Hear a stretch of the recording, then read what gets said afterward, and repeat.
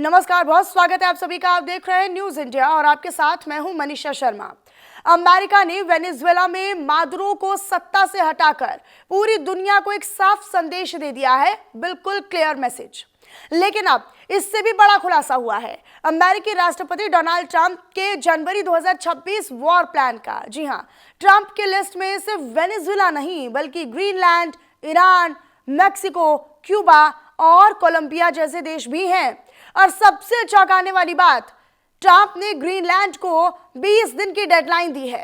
तो सवाल है कि क्या दुनिया एक नए ग्लोबल कॉन्फ्लिक्ट की तरफ बढ़ रही है? इस पर हम करेंगे चर्चा अपने मेहमानों के साथ, लेकिन उससे पहले report.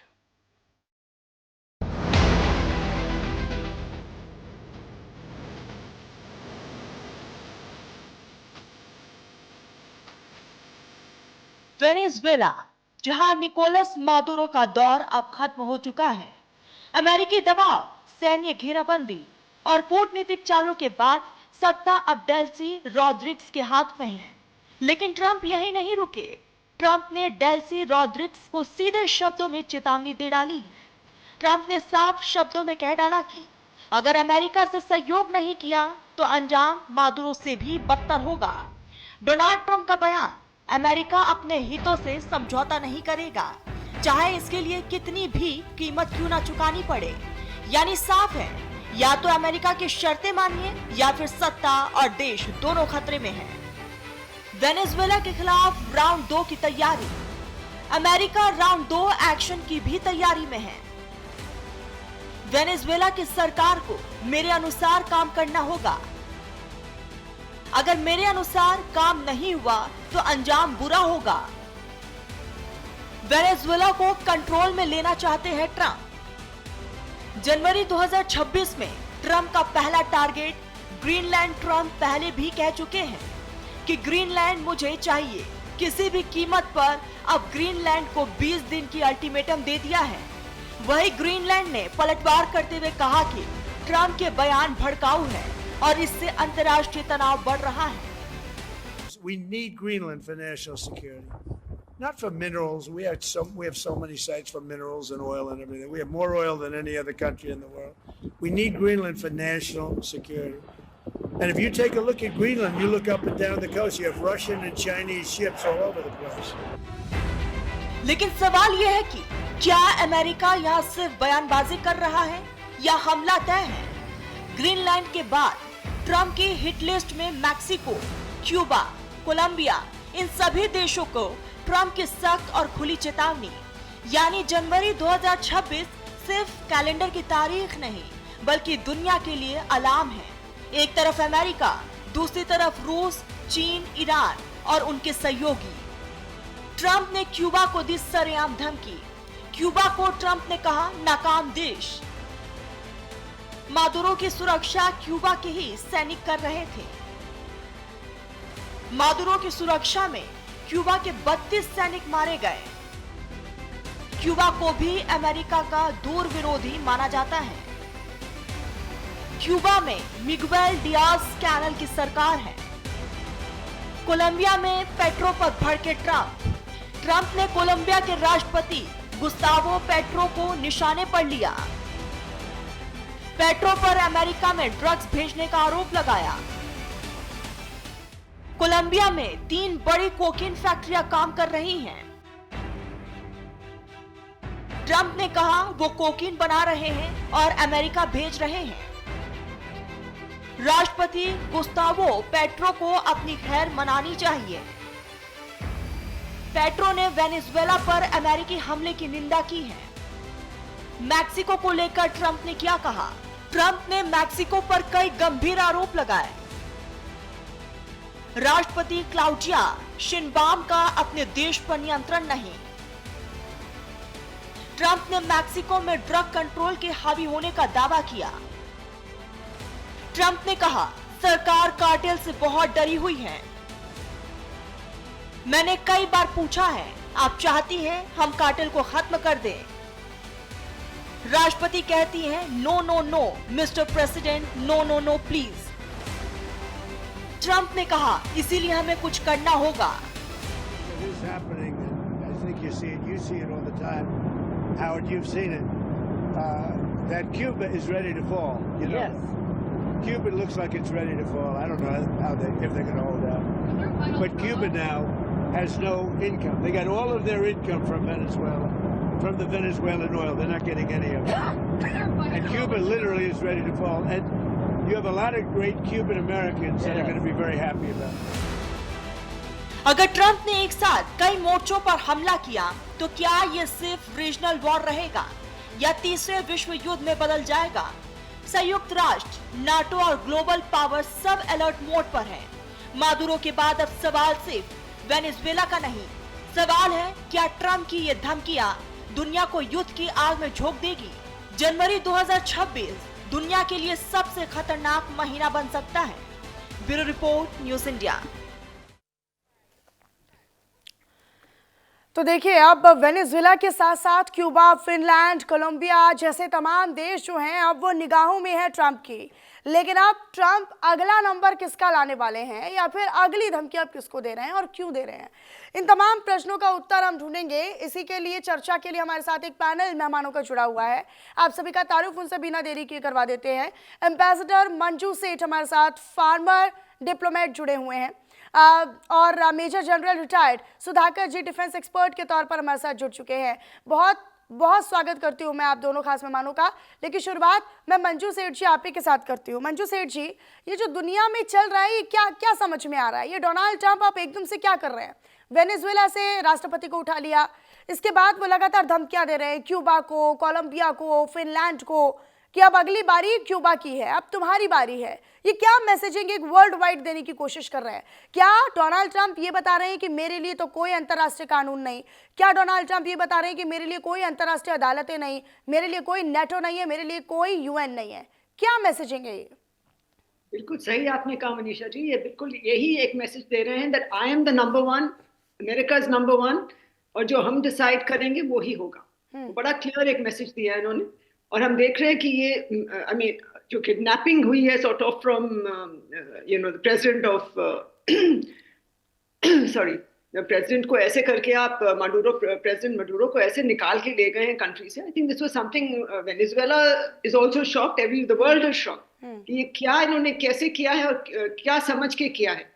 And it is not acceptable, but still वो कर रहे हैं क्योंकि उनके कोई, वो कहते हैं मेरे मुकाबले कोई नहीं है, कोई मुझे नहीं रोक सकता है, मैं यही करूंगा। और आज जो जैसे आपने कहा 5 और कंट्रीज को उन्होंने अपनी धमकी दे दी है।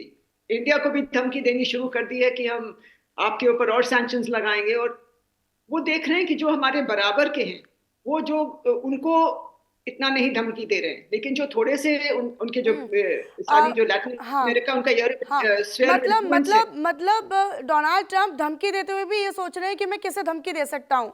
वो छोटे छोटे देशों को आपस में भिड़वा कर एक कॉन्फ्लिक्ट क्रिएट कर रहे हैं, एक ऐसा जाल बुन रहे हैं जिससे वो अपना सीधा रास्ता निकाल सके। बिल्कुल बिल्कुल सही कहा आपने। एंड वो इसी में लगे हुए हैं और पूरे लैटिन अमेरिका को अब शुरू कर दिया उन्होंने टारगेट करना, और ग्रीनलैंड को भी और डेनमार्क को भी एक धमकी दे दी है। हमको 15 दिन या पता नहीं 20 दिन का कोई उन्होंने अल्टीमेटम दिया है कि you have to you know give it to us. पहले कनाडा को बोल रहे थे कि आप 51st स्टेट हमारा बन जाइए यूएस का।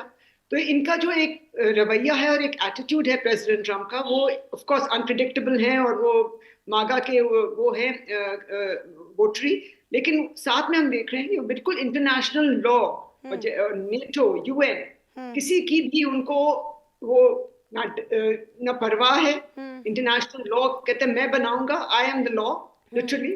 जैसे वो वाइल्ड वेस्ट में होता था पहले जमाने में, पहले यू नो काउबॉयज आके कहते थे हमारा ये है तो हम करेंगे। तो ये वैसा ही एक उन्होंने एक रवैया अपनाया है। कोई इंटरनेशनल लॉ नहीं, कोई इंटरनेशनल गिव एंड टेक नहीं, कुछ नहीं।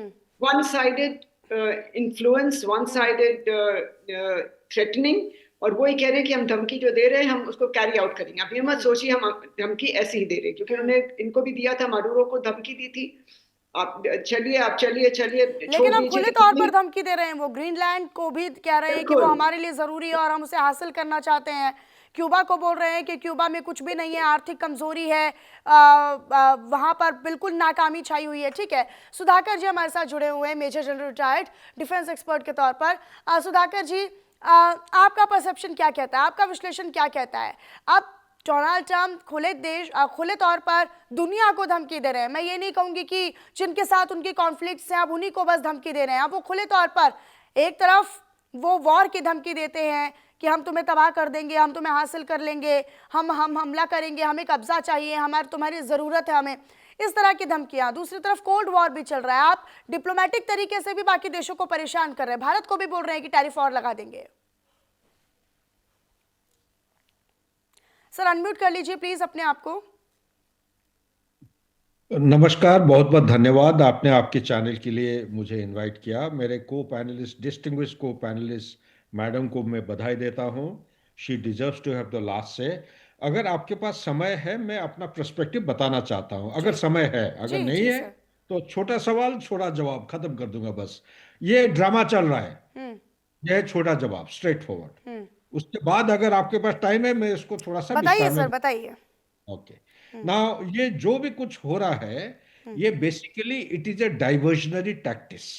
डाइवर्जनरी टैक्टिस जब से ये एप्स्टीन फाइल निकलने लगा है उभर के, डोनाल्ड ट्रंप का जो टेल, उनका जो पूंछ में आग लग गई है, नंबर एक। नंबर दो, ये जो आर्म फोर्सेस ला के एम्प्लॉय कर रहे हैं, डिप्लॉय कर रहे हैं, उनका सिटीज और अलग अलग जगह, उनका कॉन्स्टिट्यूशन के मुताबिक आर्म फोर्सेस नहीं लगा सकते हो। इससे लोगों की काफी एंग्स्ट, गुस्सा, जो आक्रोश है, बढ़ गया है।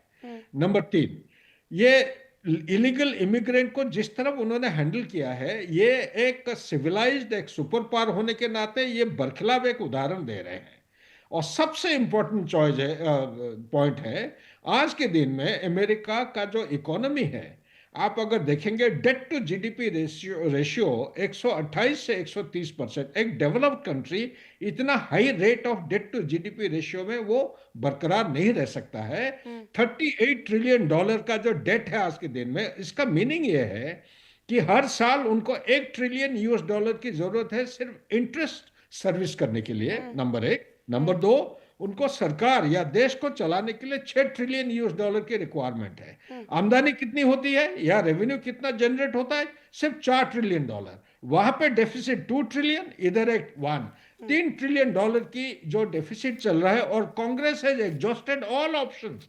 वो जब परमिशन देते रहते हैं डॉलर प्रिंटिंग के लिए, अभी अपना सीमा के बाहर जाके उनको करना पड़ेगा। इसका मीनिंग ये है मनीषा कि एक समय में जब पेट्रो डॉलर का डील साइन हुआ था 1973 सऊदी अरेबिया के साथ, 70s और 80s में पीक पीरियड में डॉलर का dominance as a reserve currency पूरा विश्व में 86 to 89% होता था। और ये जब पैंडेमिक चाइना ने ड्रामा किया, पैंडेमिक के टाइम में the dominance had come down, नीचे आके 54% तक पहुंच गया था। और डोमेन एक्सपर्ट्स, इकोनॉमिक एक्सपर्ट्स कहते हैं अगर डॉलर का वैल्यू 50% से कम हो जाता है, आप मान के चलिए ये एक इरिवर्सिबल डायमेंशन हो जाएगा और ये डिक्लाइनिंग पावर नहीं बल्कि डिक्लाइन पावर हो जाएगा।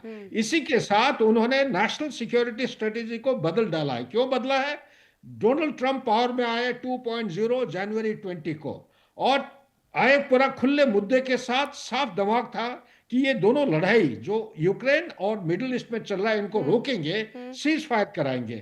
लेकिन देखते देखते ऐसा प्रेशर में आने लगे कि उन्होंने लॉन्ग रेंज मिसाइल यूक्रेन को दे दिया। ये एक टर्निंग पॉइंट है जो कि नॉर्मल मेन स्ट्रीम मीडिया में अटेंशन नहीं दे रहे। जैसे ही वो लॉन्ग रेंज मिसाइल यूक्रेन को दिया, वैसे ही रशिया बोला कि ठीक है, आप लॉन्ग रेंज मिसाइल दे रहे हो, लड़ाई बंद करने की वजह से आप लड़ाई बढ़ा रहे हो। तो उन्होंने क्या मार्च 2025 को क्यूबा और रशिया के बीच में एक स्ट्रेटेजिक मिलिट्री पार्टनरशिप साइन हुई है। और साइन होते ही चंद एक दिनों के अंदर रशिया के एसएसबीएन यानी कि द सबमरीन, उनके जो फ्रिगेट्स, उनका डिस्ट्रॉयर, नेवल वेसल्स आके देखने लगे कहां पे? क्यूबन वाटर और कैरिबियन से ज्यादा दूर नहीं है। और ये जहाजों में 2 किस्म की मिसाइल डिप्लॉयड थे। एक था जिरकॉन मिसाइल। तो इस डील के बाद ट्रंप घबरा गए, नहीं, घबराया नहीं। वो घबराया मतलब ये एग्जिस्टेंशियल थ्रेट है America as a super power. Backyard, और जैसे 1962 में क्यूबा क्राइसिस हुआ था, इसी तरह ये क्राइसिस इतना बढ़ गया,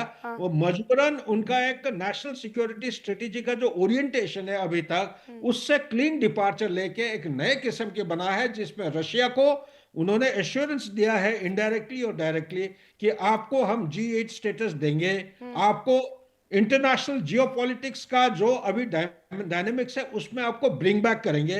उनका इरादा है चाइना का एम्ब्रेस से उनको हटाना है। दूसरे तरफ चाइना के साथ जब बात करते हैं, चाइना को बोलते हैं आप G2, एक पोल आप हो, एक पोल यूएसए है, आप ताइवान के साथ जो मर्जी करना है कर लीजिए, लेकिन हम वेस्टर्न हेमिस्फीयर में जो कर रहे हैं उसमें दखल अंदाज नहीं करेंगे। इसलिए आप देखे होंगे Maduro before he was captured and arrested, कुछ चाइनीज मिलिट्री इंटेलिजेंस ऑफिशियल जाके उनसे मिल के आए थे। उन्होंने ये कहा था भैया टाइम हो गया, आप अपने आप को सरेंडर कर दो।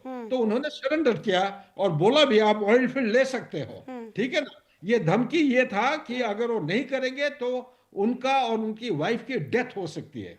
तो ये जो था, इसी बैकग्राउंड के साथ उनका जो मेन मुद्दा ये है कि जो मनरो डॉक्ट्रिन है, वे बैक इन 1823 जो अपनाए थे, जेम्स मनरो प्रेसिडेंट थे, कि जो हेमिस्फीयर, वेस्टर्न हेमिस्फीयर, अटलांटिक के उस पार जो जिम्मेवारी है सेफ्टी और सिक्योरिटी, ये पूरा यूएसए का होगा। Americas, when we talk about America it means North America and South America. लेकिन उनका सर एक क्या ट्रंप को रोकने वाली कोई ताकत नहीं है क्या? ट्रंप को रोकने के लिए कोई ताकत नहीं है क्या? कौन है, कौन बता सकता है इसका? कौन है ताकत, आप अब बताइए। कैसे रुकेंगे ट्रंप? अब तो उनको शह मिल गई है ना सर। अब तो सब झुक रहे हैं, सब दब रहे हैं, सब दबाव में हैं। राष्ट्रपति उठा लिया, किसी ने कोई चू नहीं की है, कोई आवाज नहीं उठाई है। हाँ उनको बस एक जवाब दे दूं मैं, हाँ, रोकने जल्दी का जल्दी सिर्फ एक, आज के दिन में अमेरिका के अंदर रेडिकलाइजेशन बहुत गहरा में फैल गया है।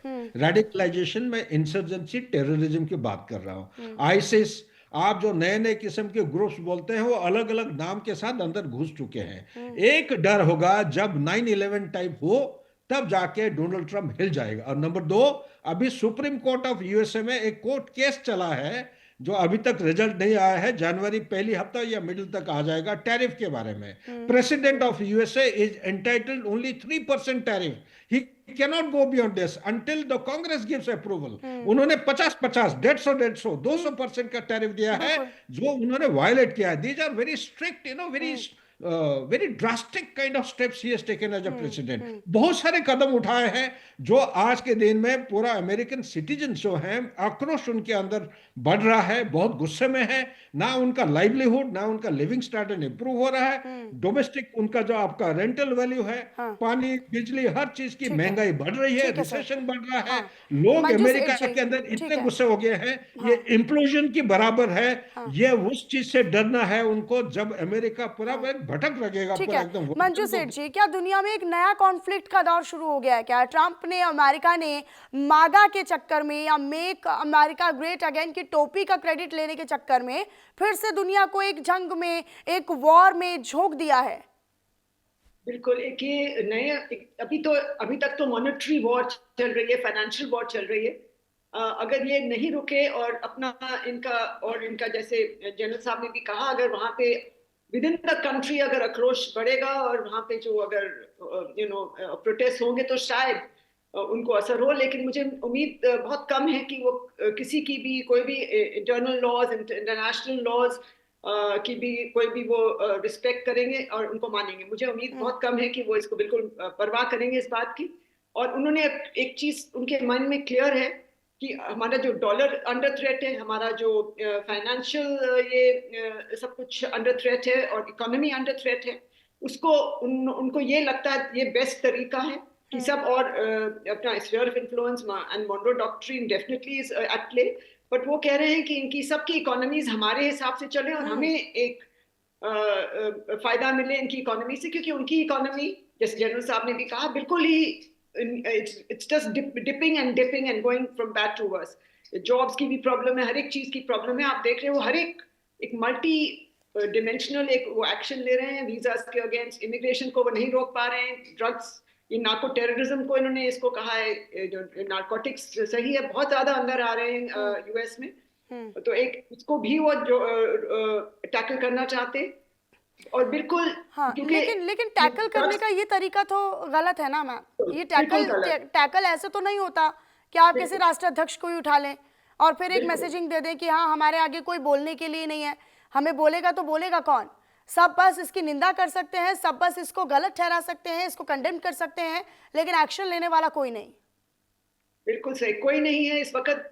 रूस और चीन को भी इन्होंने अपना अपना वो एक उनसे बात करके उनको अपना अपना स्फीयर में बोला, आप वहां रहिए, आप वहां रहिए। उनका जो यूक्रेन में एक्शन है उसको भी जस्टिफाई करा दिया है कि वो आपका स्फीयर ऑफ इन्फ्लुएंस है, चीन जो ताइवान में करना चाहता है वो करे, तो आप अपना अपना संभालिए और हम अपना संभालेंगे। तो इसलिए कोई भी नहीं है उनको मुकाबला या चैलेंज करने के लिए, मुकाबला करने के लिए या चैलेंज करने के लिए। हम वो देख रहे हैं कि आगे चल के इट्स वेरी अनप्रिडिक्टेबल कि क्या होगा, लेकिन इट्स नॉट, बिल्कुल जो होगा अच्छा नहीं होगा। वर्ल्ड अच्छा, ऑर्डर क्यूबा के जैसे देश को धमकी देना क्या केवल ये गीदड़ भभकी, या केवल एक आप समझ सकते हैं कि वर्बली अगर धमकी दे दी है तो बस धमकी भर समझा जाए, या कुछ एक्शन भी ले सकते हैं ट्रंप, या कुछ और भी कर सकते हैं? क्या रणनीति हो सकती है ट्रंप की? बिल्कुल, जो अभी तक जो हालात है और जो उनके एक्शंस रहे हैं, वो पहले धमकी देते हैं, हाँ। फिर थोड़ा सा उसके सब लोग पीछे पड़ते हैं उनके, जो जिसके पीछे उनको पड़ना है, जिसको टारगेट कर रहे हैं, बड़े एक एक करके फिर अपनी वो स्ट्रैटेजी जो डीप स्टेट के यूज करके, जो भी वो यूज करते हैं, जो भी मेथोडोलॉजी यूज करते हैं, वो यूज करके वहां पे या इंस्टेबिलिटी लाएंगे, या उनके जो लीडरशिप है उनको अपनी तरफ करने की कोशिश करेंगे, नहीं तो फिर कोई भी एक्शन ले सकते हैं। हम देख ही रहे हैं उन्होंने कैसा किया है।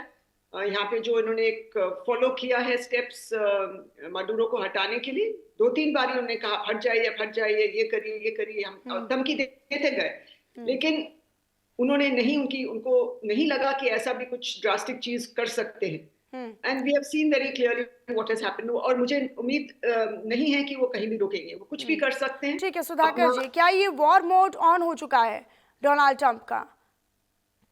डोनाल्ड ट्रंप एम्बेसडर मैडम ने बहुत बेहतरीन तरीके से बताया कि अभी जो ये चाइना का फुटस्टेप फॉलो कर रहे हैं। क्या फॉलो कर रहे हैं? चाइना जो है ना, वो फॉलो करता है कि जियो पॉलिटिक्स नहीं, जियो पॉलिटिक्स से ग्रेविटेट होके जियो इकोनॉमिक्स की तरह आ गया है। चाइना ये अभी इंप्लीमेंट कर रहा है कि win a war without fighting one. तो how do you win a war without fighting one? By geoeconomics. आज के दिन में चाइना का जो ट्रेड सरप्लस चल रहा है, 120 देशों के साथ वो ट्रेड कर रहे हैं। 109 111 देश हैं जिनके साथ ट्रेड सरप्लस चल रहा है। तो ये डोनाल्ड ट्रंप का यही डर है। आज के दिन में जो ट्रेजरी में पैसा था, जिसका Japan, China, Korea, UK, France, इनका जो पैसा है, लोग सब उसमें से पैसे निकाल के गोल्ड खरीद रहे हैं, क्योंकि सबको डर यह है, जब से रशिया का जो फॉरेक्स रिजर्व को उन्होंने फ्रीज कर दिया करीब $300 बिलियन, तब से सबको डर यह है कि ऐसा उनके ऊपर ना आ जाए पूरा ये करके। तो इसी के साथ मैं ये कहना चाहूंगा, सिर्फ 1-2 चीजें, अगर आपका परमिशन है, टाइम अगर 1 मिनट देंगे। ये सारे दिखावा के पीछे एक तो अपनी डोमेस्टिक कॉन्स्टिट्यूशन में उनका जो पहचान, उनकी जो इमेज है, वो काफी गिर चुकी है। उसको वो रिवाइव करना चाहते हैं, रिस्टोर करना चाहते हैं। वही डोनाल्ड ट्रंप जो इलेक्शन कैंपेनिंग के टाइम में एक लोगों को बहुत आश्वासन दिए थे, और इलेक्शन में एक थंपिंग मेजोरिटी के साथ, popularity vote highest in 40 years, इसके साथ जीते थे। नंबर 2, CIA उनका एक संस्था है। CIA का जो दिखावा, जो विजिबल स्पेक्ट्रम होता है, जो दायित्व होता है, उसके पीछे 5 बुनियादी चीजों के ऊपर उनका निगाह है, और ऐसा बुनियादी चीजें हैं जहां से US डॉलर कमा सकता है। तो डॉलर कमाने के लिए ऑयल आज के दिन में 2.1 to 2.6 ट्रिलियन का मार्केट है। Defence industry 1.8 to 2 trillion US dollar के मार्केट है। फार्मास्यूटिकल 1.4 to 1.6 ट्रिलियन डॉलर का मार्केट है। देन आपका आ जाता है रेयर अर्थ एलिमेंट, करीब करीब 6 से 7 ट्रिलियन डॉलर के मार्केट है। और लास्ट ये आ जाता है आपका आई थिंक ड्रग, जहां जहां पे आपको ड्रग का बिजनेस चल रहा है। Drug is got a dominance of almost 1.8 to 2 trillion US dollar. आप देखेंगे जहां जहां पे ये प्रेशर डाल रहे हैं, आइदर वो देश का कुछ रेयर अर्थ एलिमेंट होगा, या ऑयल होगा, या वो ड्रग डील कर रहे हैं। CIA को अनदेखी और अनरिटन लॉ ये पास हुआ है कि आपका मेन दायित्व है, चाहे सीरिया हो, चाहे अफगानिस्तान हो, चाहे पाकिस्तान हो, आप ये 5 में से कोई चीज जहां से आप पैसा अदा करते। बांग्लादेश में आके क्यों घुस रहे हैं? म्यांमार के ऊपर क्यों दबाव डाल रहे हैं? उधर रेयर अर्थ एलिमेंट, बांग्लादेश के साथ उधर गैस पड़ा है, 60 ट्रिलियन क्यूबिक फीट जो गैस है, जो चाइना लेना चाहता है। तो इसी तरह पूरा विश्व में वो डोमिनेट करके रखना चाहते हैं। क्योंकि आपने एक अच्छा सवाल पूछा, लास्ट एक लाइन में कहना चाहता हूं, कोई भी सुपर पावर, कोई भी सुपर पावर या ग्लोबल पावर अपना ताकत को खोना नहीं चाहेगा।